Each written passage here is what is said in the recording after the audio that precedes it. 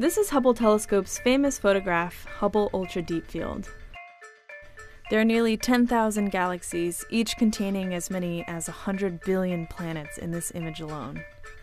But the question has always been, out of those billions of planets, how many could have life?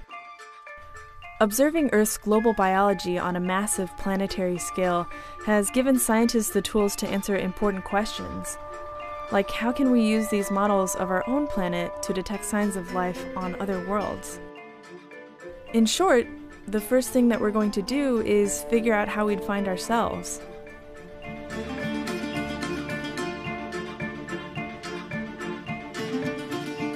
When I talk to people about this, about the search for life on all these planets we found around all these other stars, a very common response I get is this line from Contact. Well, if there isn't anything out there, it would be a horrible waste of space, which is a wonderful line, and especially was a wonderful line 20 years ago. But now we're beyond that.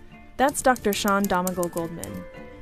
He's one of NASA's many scientists heading up the search for life. I'm a research space scientist and astrobiologist at NASA Goddard Space Flight Center. What I do at NASA is I look for ways to look for life on other planets.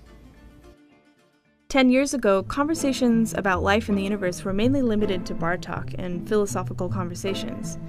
But that's all changed.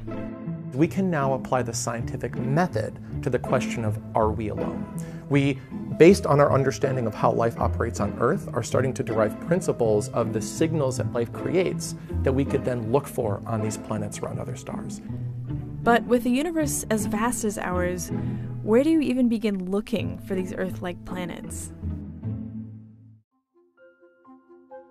NASA scientists must take an extremely calculated approach when it comes to combing the universe for signs of life.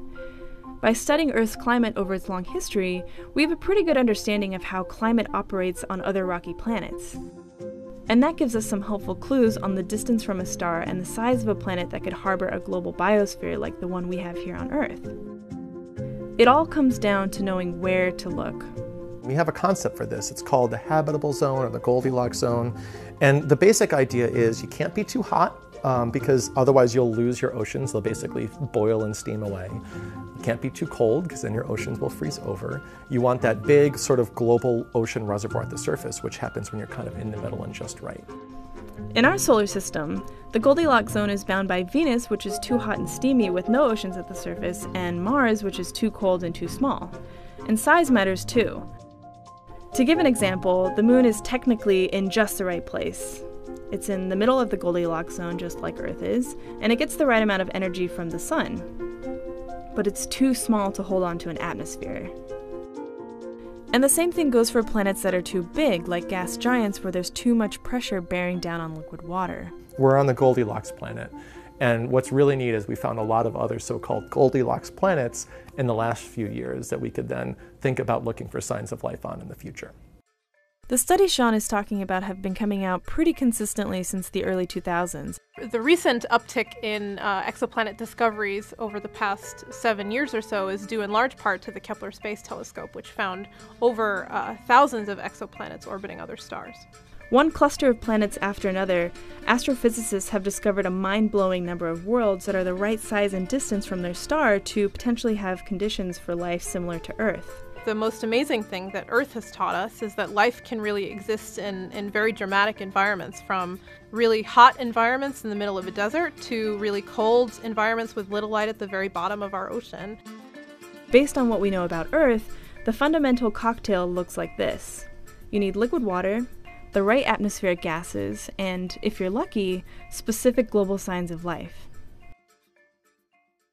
Everywhere we look, whether it's a desert or Antarctica or the deepest parts of the ocean or the deepest parts of Earth's crust that we've explored, as long as there's a tiny speck of liquid water, there's life. And because of that, it's been central to NASA's search for habitable environments elsewhere. It's why scientists get excited about water spewing up from the icy moons of Europa and Enceladus in our outer solar system. Not only could they have water, but they could have global oceans like the ones we have here on Earth. After liquid water, we'd look for atmospheric gases. Actually, the gas we're breathing now, oxygen. Find oxygen and methane together in the same atmosphere, and you've got something special.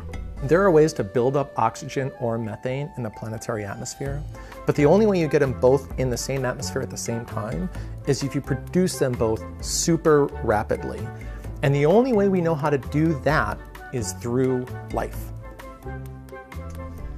The next thing scientists could look for is pigment, the colors of life, like the chlorophyll found in plants on land and algae and phytoplankton in the ocean.